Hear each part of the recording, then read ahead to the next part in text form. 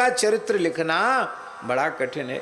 भक्तों के भाव बड़े विलक्षण विलक्षण होते हैं, बहुत विलक्षण भाव होते भक्तों के। अब देखो, मार्कंडेय महर्षि ने 6 मनवंतर तक तपस्या की। आप सोचो महाराज जी, 71 चतुर्युगी का एक मनवंतर होता है, और 6 मनवंतरों तक महर्षि मार्कंडेय तप कर रहे हैं। कितने मनवंतर तक? 6 मनवंतर। और जब भगवान ने प्रकट होकर दर्शन दिए, बोले वरदान मांगो। बोले महाराज हमने सुना है आपकी माया बड़ी प्रचंड है, पर हमको तो 6 मनवंतर बीत गए, हमको पता ही नहीं चला माया होती कैसी है। भगवान हंसने लगे, बोले भाई भक्तों के ऊपर थोड़ी माया का असर होता है, आप तो मेरे महान भक्त हो। वो नहीं महाराज, माया का भी थोड़ा सा अनुभव तो होना चाहिए, तो आप कृपा करके अपनी माया का दर्शन कराओ। भगवान बोले हे भगवान देखो कैसे विचित्र महात्मा हैं, लोग माया से बचना चाहते हैं और ये माया देखना चाहते हैं। बोले ठीक है, हमारी माया तो अघटित घटनापटी ऐसी है, जो संभव नहीं उसे भी संभव कर देने वाली मेरी माया है, दिख जाएगी कभी न कभी। भगवान अंतर्धान हो गए। महर्षि मार्कंडेय अपनी यज्ञशाला में बैठे थे और हवन कर रहे थे। समिद्ध तमेग्नौ जुहुयात, प्रचंड प्रज्वलित अग्नि में ही आहुति देनी चाहिए। धुआं उठ रहा हो ऐसी अग्नि में आहुति देना मना है शास्त्र में। तो खूब अग्नि प्रचंड थी, और प्रचंड अग्नि में साकिल्य के भस्म होने में कितना समय लगता, अब सोचो। दिया कि भस्म हुआ, उन्होंने साकिल्य लिया, आहुति ली, नारायणाय नमः स्वाहा। और इसी बीच में उनको क्या अनुभव हुआ कि महाप्रलय हो गया। ओ हाथी की सूंड जैसी मोटी मोटी धाराएं गिर रही हैं आकाश से।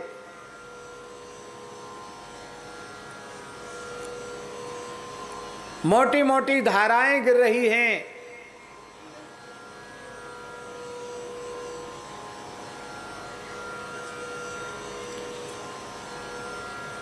हाहाकार मच गया। देखते देखते भूरलोक, भुवरलोक और स्वर्गलोक, तीनों लोग जलमग्न हो गए। कहीं कोई सृष्टि का चिन्ह ही नहीं शेष रहा, सब जल ही जल, जल ही जल, जल ही जल। लाखों करोड़ों वर्ष तक मार्कंडेय जी उस जल में तैरते रहे, इधर से उधर थपेड़े खाते रहे।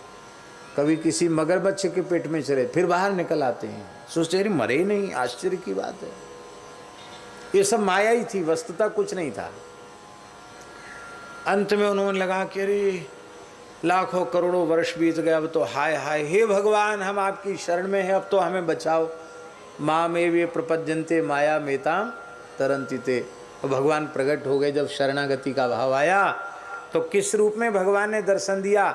एक बट के पत्ता पर श्री ठाकुर जी बाल कृष्ण प्रभु, बाल मुकुंद प्रभु, एक बट के पत्ता पर करार विंदेन पदार विंदम मुखार विंदे विनिवेशयंतम, अपने दोनों कर कमल से अपने दाहिने चरण को पकड़ के अंगूठे को मोड़े में दे रहे हैं। बटस्य पत्रस्य पुटे शयानम बालम मुकुंदम मनसा स्मरामि। भगवान अपना चरण का अंगूठा, दाहिने चरण का अंगूठा अपने मुख में क्यों दे रहे हैं? ये चरणों में ऐसी है क्या चीज, जो देखता सब चरणों में लट्टू हो जाता है। सब भक्त चरणों की भक्ति प्राप्त करना चाहते हैं, चरणों के चरण कमल के भौरा बन जाना चाहते। इसमें जरूर कोई न कोई स्वाद तो है। तो जब सब भक्त स्वाद ले रहे हैं, ब्रह्मा जी, शंकर जी, नारद जी, सनकादिक सब स्वाद ले रहे हैं, तो मैं भी तो स्वाद लूं। मेरे चरणों का स्वाद कैसा है? इन चरणों से गंगा जी निकली हैं। तो भगवान अपने ही चरण का अंगूठा अपने मुख में चूस रहे हैं। अरे वो फिर भूल गए ये बालक कैसे जीवित रह गए इस प्रलय में। तो भगवान ने चूसना छोड़ के उनकी तरफ देखकर हंसना आरंभ किया। जैसे भगवान हंसे कि उनका मुंह खुला और मार्कंडेय जी उनके मुख में चले गए। अब भीतर पेट में जाके कितने ब्रह्मांड देखे, कितने लोक लोकांतर, कितने तरह की सृष्टि देखी, इतना ही नहीं, अपने आश्रम में भी पहुंच गए, वहां भी हजारों वर्ष रहे। बाद में भगवान हंसे तो फिर बाहर आ गए। बाहर आए तो क्या देखते हैं कि हमने जो नारायणाय नमः स्वाहा कहकर आहुति दी थी वो अभी पूरी तरह जली नहीं। इतने के बीच में लाखों करोड़ों वर्ष का अनुभव, महाराज प्रलय का अनुभव, सब कुछ हो गया।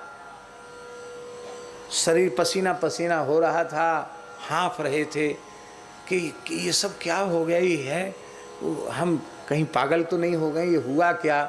भगवान चतुर्भुज रूप में प्रकट हो गए। बोलो भक्तवत्सल भगवान की जय। बोले बाबा जी माया देखना चाहते थे, देख ली माया। हाँ महाराज देख ली, अब मत दिखाना, अब धरो अपने पास ही रखो अपनी माया को, आपकी माया देख ली। तो 6 मनवंतर तक तपस्या करके माया दर्शन करना चाहते हैं। और शुकदेव जी अपनी माता के गर्भ से ही बाहर नहीं आ रहे हैं। बोले बाहर आने से माया स्वरूप को विस्मृत करा देती है। भूमि परतभा डाभर पानी, जिम जी वही माया लपटानी, और भगवान भूल जाएंगे, भगवान की विस्मृति हो जाएगी। बहुत अच्छा है, एकांत वासा झगड़ा ना झांसा, गर्भ में आराम से राम राम कर रहे हैं, गर्भ ही अच्छा है। तो एक माया के डर के मारे जन्म नहीं लेना चाहते हैं, एक तपस्या करके माया का दर्शन करना चाहते हैं। तो विलक्षण संतों के भाव अलग अलग हैं। वृंदावन में बहुत पुरानी बात नहीं, एक महापुरुष थे राधा वल्लभ संप्रदाय के परम पूज्य श्री ललिता चरण जी गोस्वामी, उनका दर्शन हमने किया। शायद 20-25 वर्ष हुआ होगा उनका भगवत धाम प्रयाण हुए, 25 वर्ष हुआ होगा, सन याद नहीं है। भगवत प्राप्त महापुरुष थे। हमारे पूज्य बाबा नवेली शरण जी इस बात का प्रमाण, नवेली शरण बाबा ने उनका बहुत संग किया। तो एक बार उनके पास सत्संग हो रहा था महाराज जी, श्री ललिता चरण गोस्वामी जी के पास।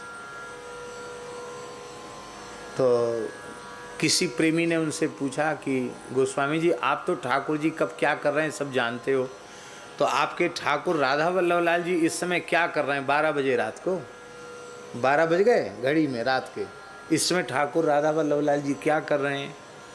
वो आंख बंद करके ऐसे बैठ गए, बैठे, आंख बंद हो गई उनकी, ध्यान में चले गए। थोड़ी देर में मुस्कुराने लगे। अरे बोले भाई जान के क्या करोगे? कि नहीं नहीं बताओ महाराज जी बताओ। अब बहुत अंतरंग लोग, 2-3 लोग ही पास में थे और कोई भीड़ नहीं थी।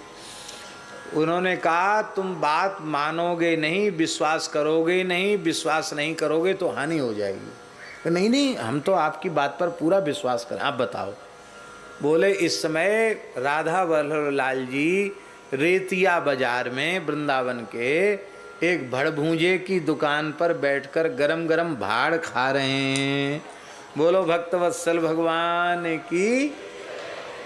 अरे हमारे रात को 12 बजे राधा वल्लभ लाल जी गरम गरम भूंजा खा रहे हैं, भाड़ खा रहे हैं। तो उस व्यक्ति को विश्वास तो था कि गोस्वामी जी ने बोला है तो सही बोला, पर अनुभव तो करें कि 12 बजे रात को तो सब दुकान बंद हो जाती, कोई खुली है दुकान क्या? तो उस साइकिल से गए तो रेतिया बाजार में देखा कि एक पूरा बाजार तो बंद है। आज भी वृंदावन में 10-11 बजे के बाद सन्नाटा हो जाता है, एकदम सन्नाटा छाया हुआ है, कोई मनुष्य नहीं है। भड़भूंजे की दुकान खुली है और वो भड़भूंजा दुकान बंद करने की तैयारी में है, आंख बंद करके बैठा है।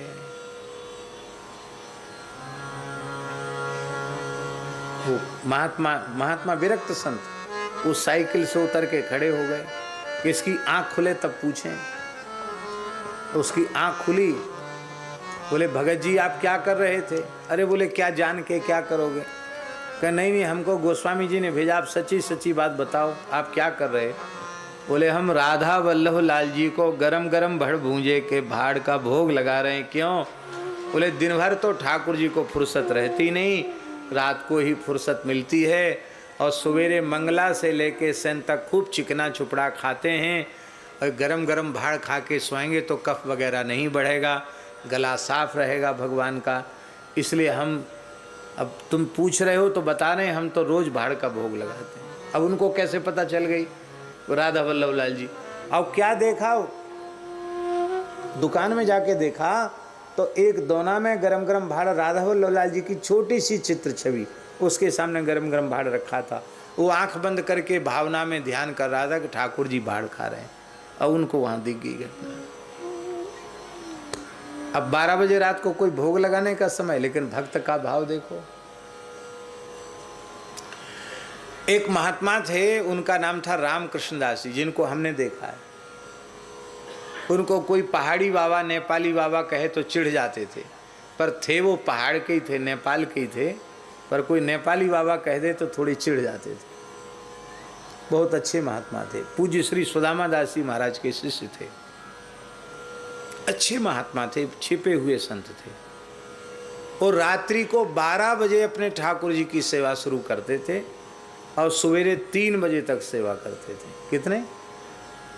12 से 3, पाठ पूजा भजन, ठाकुर जी का स्नान ध्यान, भोग भी लगा देते, पा भी लेते और 4 बजे सो जाते। बोलो भक्त वत्सल भगवान की। अरे बाबा, ये कोई निशाचर बेला है, रात्रि के समय आप ऐसा काम करते हो?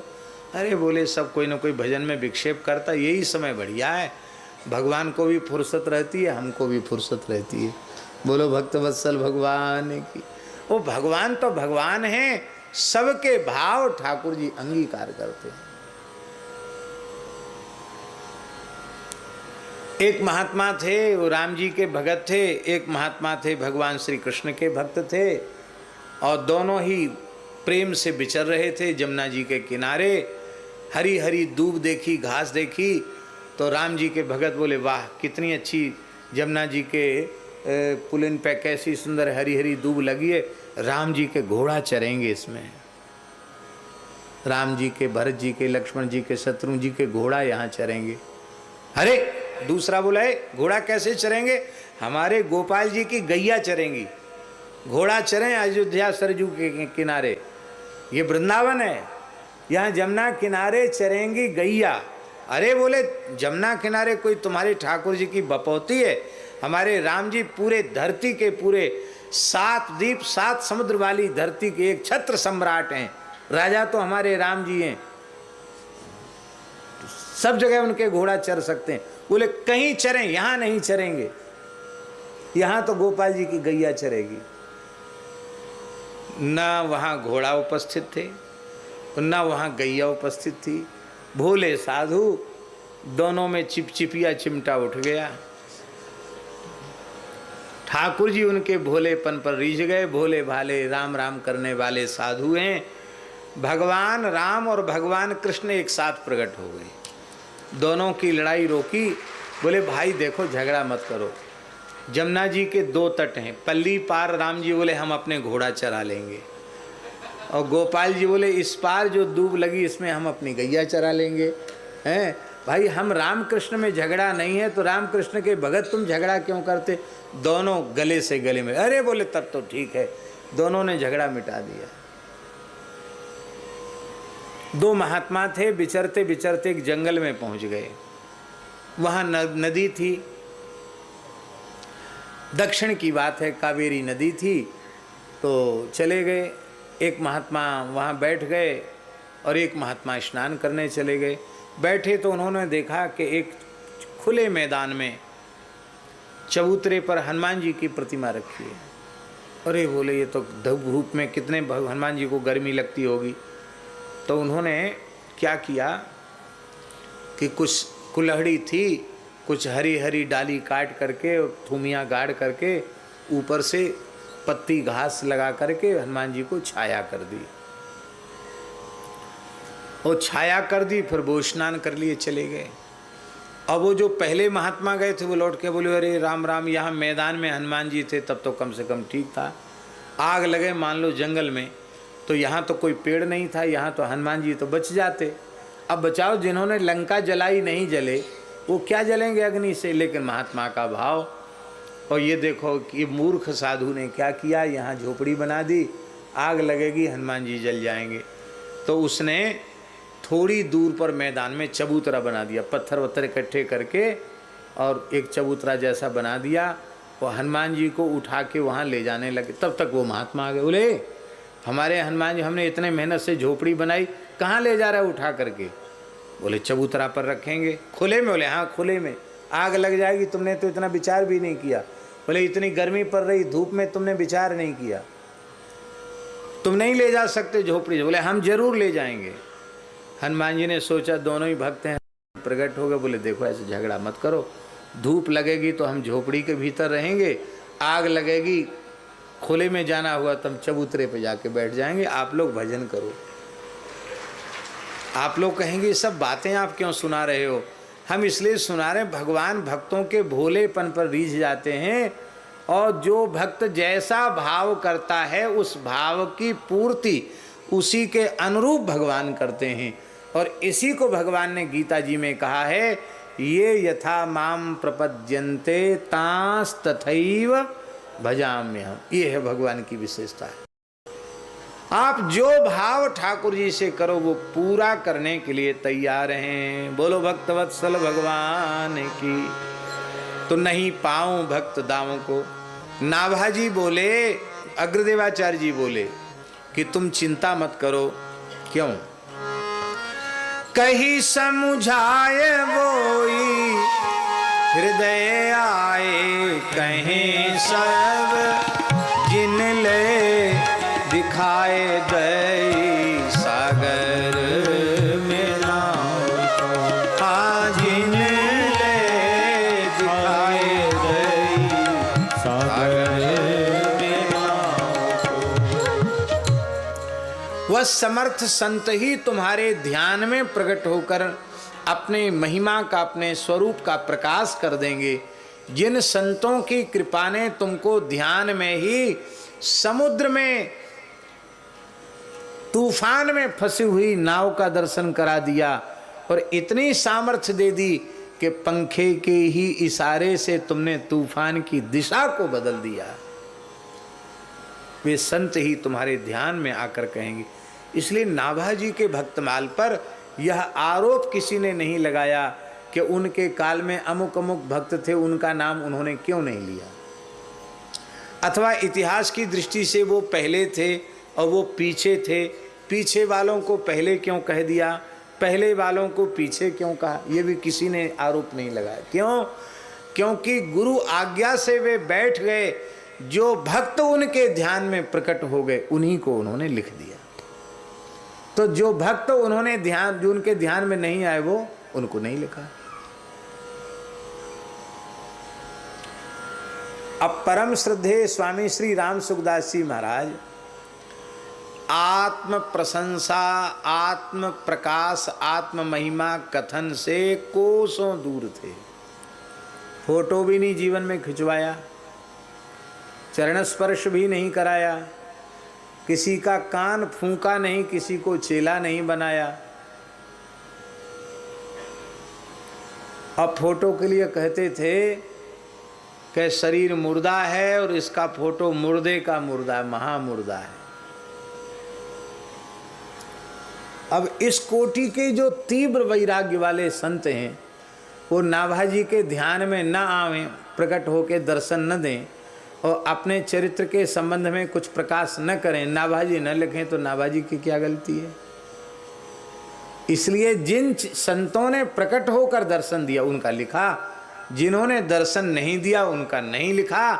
लेकिन संकेत में उन्होंने सप्तद्वीप नवखंड में भक्त जिते मम भूप कह करके सारी ब्रह्मांड के, सारे धरती के भक्तों का स्मरण कर लिया। आप सोचिए, हमारे पूज्य गुरुदेव श्री भक्तमाली जी ने सबसे पहले भक्त वल्लभा टिप्पणी लिखी, आज से लगभग 50-60 वर्ष पूर्व, 60 वर्ष पूर्व। और उसी भक्त वल्लभा टिप्पणी से पूज्य भक्तमाली जी, पंडित श्री जगन्नाथ प्रसाद भक्तमाली जी भक्तमाल पढ़ाते थे। और आज भी उसी ग्रंथ के माध्यम से अयोध्या, वृंदावन, चित्रकूट आदि में जहाँ जहाँ भक्तमाल पढ़ाई जाती है, महाराज जी की उसी टिप्पणी के माध्यम से पढ़ाई जाती है। फिर बाद में 4 खंड की व्याख्या हुई और मूल में टिप्पणी। तो टिप्पणी बहुत समय से समाप्त हो चुकी थी, उसका संस्करण समाप्त हो गया। तो दास ने महाराज जी से प्रार्थना की, तो महाराज जी ने फिर मलुकपीठ से उसका द्वितीय संस्करण प्रकाशित किया। तो उस प्रकाशन में महाराज जी ने परम श्रद्धेय स्वामी श्री राम सुखदास जी का स्मरण किया। तो हमारी दृष्टि से सब प्राय जब छपता था तो महाराज जी कहते थे एक बार देख लो, तो हमने देखा। तो मैंने महाराज जी को निवेदन किया, दास ने निवेदन किया, महाराज जी स्वामी जी तो अपना नाम और उनके बारे में कोई कुछ कहे लिखे,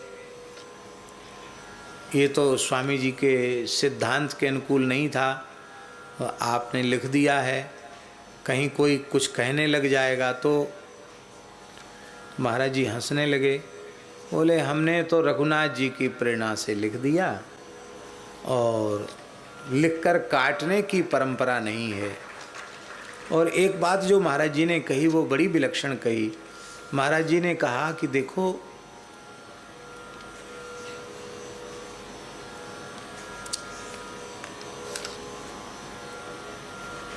अभी ये भक्त वल्लभ टिप्पणी का नया संस्करण छप रहा है और इस शताब्दी के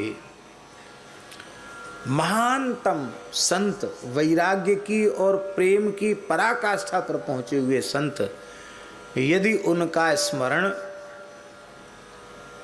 2-4 पंक्तियों में भी नहीं हुआ तो हमको ये लगेगा कि ये दूसरा इसका जो संस्करण है वो अधूरा रह गया।